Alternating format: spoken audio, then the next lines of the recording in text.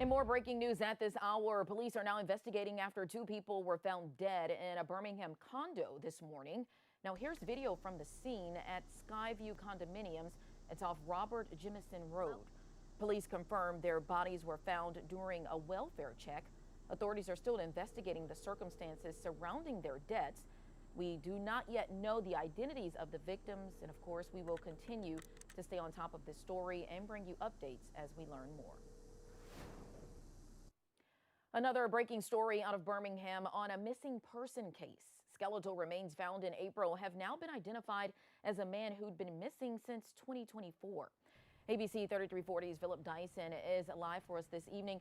And Philip, this man's family now has answers, but the biggest question remains, how did he die? Muriel, the Jefferson County coroner said that identifying 68-year-old Jesse Strong was the easy part, but the much more difficult part was figuring out how he died. After months without a name, DNA testing identified the skeletal remains found in Birmingham back in April as 68-year-old Jesse Strong.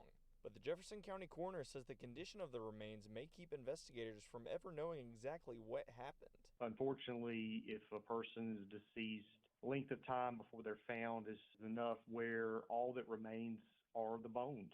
And so, unfortunately, a lot of times the bones don't reveal anything as to the cause of death. Investigators first found a skull and two long bones near the 200 block of 6th Avenue North in April. Days later, a search of the area led investigators to additional skeletal remains inside a nearby vacant duplex. The coroner later determined all of the remains belonged to Strong. With no immediate way to identify him, investigators turned to DNA. They may find a relative of the individual and collect DNA sample from that relative, and usually the circumstances of the case combined with the fact that the individual either matches through a paternity test or possibly through mitochondrial DNA if they find a maternal relative.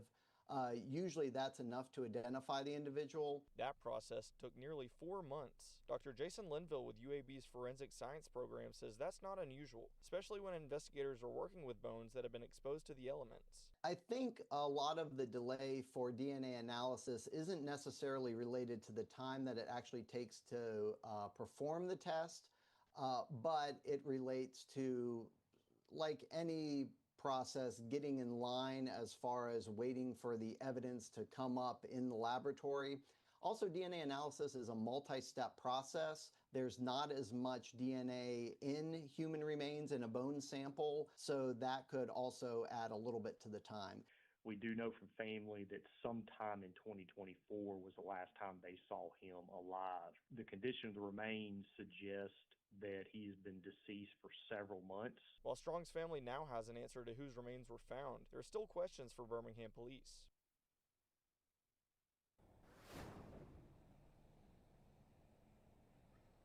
We reached out to BPD asking when he was first reported missing, what steps were taken to find him, whether the vacant duplex had ever been searched before April, whether foul play had been ruled out, and whether the investigation remains active.